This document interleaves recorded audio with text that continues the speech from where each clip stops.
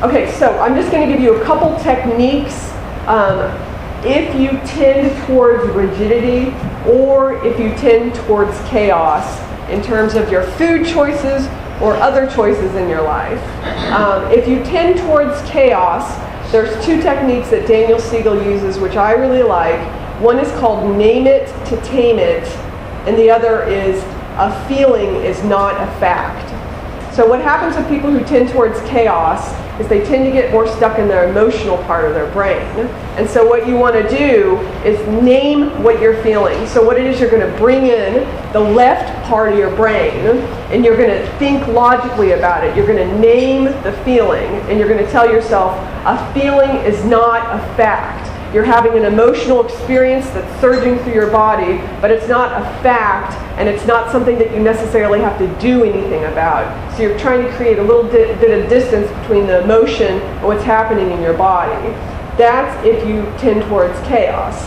If you tend towards rigidity, what you want to do is widen your capacity to take in facial expressions of other people, the emotions of other people, and also the nonverbal signals of other people. So people who tend to be very like alpha and action-oriented, and this is if you have people in your life, these are suggestions you can give them, is that and also for that type of person, you want to have them try and practice seeing with their whole range of vision, like in the periphery. And so like I said, paying attention to facial expressions and nonverbal signals. And it's interesting, in this book, when he has case studies of couples, he gives exercises and he has them do the exercises like what I'm talking about to help them achieve integration.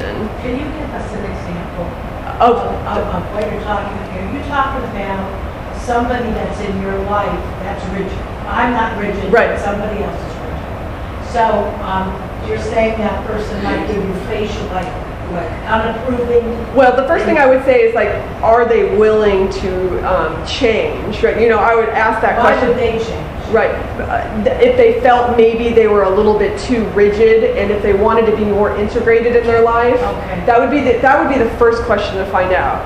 If they're willing to. If they are willing to, or they're curious about, if you can establish a certain level of curiosity, then you would say, I heard this talk, and this woman was talking about if people tend to be kind of more left brain. She suggested things like paying attention to other people's facial expressions and paying attention to a wider but see, you have to specifically engage in these activities of like brain exercise. It's like going to the gym.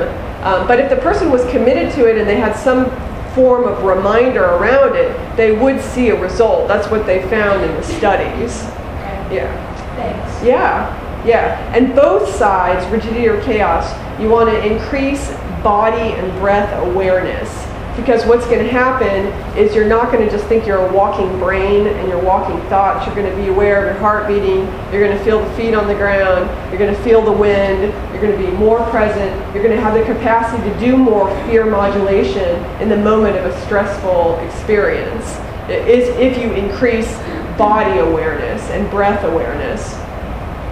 Okay, so before I go to number 9 on my list, I wanted to ask everyone, what do you think is the number 1 caloric nutrient in the United States? So this is the nutrient that Americans get the most calories from on a daily basis. Sugar. Refined sugar. Carbohydrates. Someone said it. Someone said corn syrup, and someone say it. Oh, no, corn syrup. High fructose corn syrup. Say that again. High fructose corn syrup. Now, I mean, is that not shocking? I tell you, I'm going to tell you guys some information that's very shocking. The average American has 60 pounds of high fructose corn syrup a year. Now, the thing I will say about that is that those stats are changing because there's been this consumer backlash in the last year or two around high fructose corn syrup, and certain generic makers of products I've noticed are putting just plain sugar in. Some of them are taking high fructose corn syrup out. Some of them are, which is interesting. What about regular corn syrup. Yeah, and I can go into the different types of sugar way better than high fructose corn syrup. See, my issue, I try and keep my food advice simple. I say basically eat plants and vegetables, find an appropriate protein, stay away from chemicals and stuff. So what you want to do is avoid things that have been heated and cooled to extreme temperatures, because when that happens, it alters the food and creates it into something that the human body has never recognized before. So that's what they do with high fructose corn syrup. That's what they do with margarine too. It's heated and cooled 19 times. It comes out a gray goo, and I don't think it's really food, personally. I think a food is something like apple or broccoli. I mean, margarine is a food product, you know. Butter is a food because it just comes from something that's not manufactured. I don't know if you guys are familiar with this book called The Omnivore's Dilemma, and Michael Pollan. He's really very witty in his food advice. He says things like, eat things from a plant, not made in a plant. So number 9 was avoid sugar. Avoid sugar. So I didn't say don't have sugar. I just said avoid it. So do your best to minimize it in your life. Certainly high fructose corn syrup, anything that's manufactured, you know, one thing I've kind of been on kick on lately is molasses. I just think that's something a lot of people, it has iron in it, and it has a very distinct flavor. I mean, I think it's good just to vary it. And to me, the issue is really not the sugar that we have like that. It's the sugar we have in foods that we get at restaurants and in packages, because we're not really aware. I mean, I give this talk called Sugar Blues, where I'll do a 64-ounce thing of salsa, you know, and I'll explain to people that it has something like 12 teaspoons or 24 teaspoons of sugar. I show the visual, and people can't believe it. Even in a cup of yogurt, like a basic thing of yogurt, it usually has 36 grams of sugar. That's 9 teaspoons of sugar in a small thing of yogurt. So to do the sugar conversion, if you want to do label reading, 4 grams is 1 teaspoon. Okay, so you really don't want to have stuff more than 4, 6, 8 grams max, you know. I mean, I don't like stuff that sweet. And what you'll find is if you get away from it, your taste buds are going to reset. And that's, so in Chinese medicine, the sweet is associated with mothering. And the other thing is breast milk, it turns sweet at the very end. So it's normal to want to have something sweet at the end of a meal. And I don't think there's anything wrong with that. I like to have like berries and dark chocolate when I'm having a sugar craving. I also like coconut milk ice cream. I don't do dairy. I'm kind of allergic to dairy. I think I have some Native American blood in me, and I don't digest dairy very well. And I think a lot of times I never recommend any one diet, because I think it really has to do with your genetics and your background. Certain foods are going to do better, so you just got to check in with your own body. I do recommend not having any kind of rigidity around your diet. Like I was vegan for 8 years, and then I got Lyme disease, and I think it related to the fact that I was deficient in the fat-soluble vitamins. So you want to be careful, whatever diet you follow, that you are checking in about what's going on nutrient-wise. So if anyone is vegetarian, I always recommend that you get a tissue mineral analysis of a hair clipping.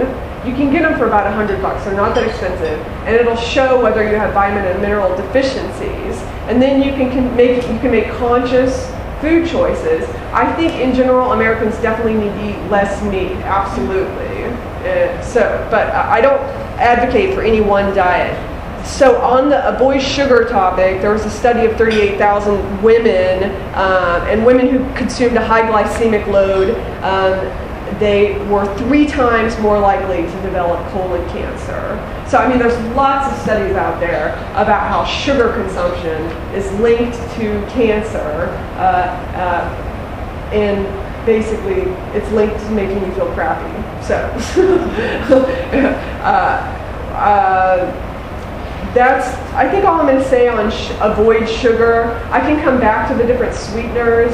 There's agave nectar. There's stevia. I don't know if you guys are familiar with that. It's like a natural, it comes from a plant. You can get packets of it. I think stevia is fine. I use stevia a lot. There's no calories in it. It's basically like a natural version of Sweet and Low. That's what stevia is. Some people find they get stomach upset with it. So again, you just want to pay attention when you try new things to see how they work for you. So number 8 on the About like 12 minutes, just so you know. okay, yeah, that's okay. I'm just going to go through the last 2.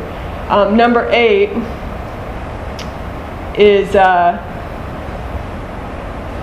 already said that. When purchasing food in a package, aim for 5 ingredients or less. I had some visuals here. Triscuits, Haagen-Dazs has this ice cream called 5, which is a perfect example. It only has 5 ingredients in it.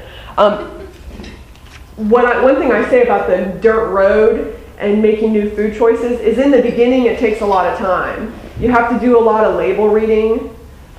People might think you're really weird if you're sitting there reading all the labels in the grocery store. I've been accused of having eating disorders, which is fine. But what happens is you learn the foods, and then it's real easy. You just go to the grocery store and it takes you 30 minutes and then you leave. So again, it has to do with, in the beginning, it's like you're on a dirt road and you got to read all the packages and it takes forever. But then once you know the products, then you can just buy the products and your life is simple. So you have to be patient in the beginning to make new food habits.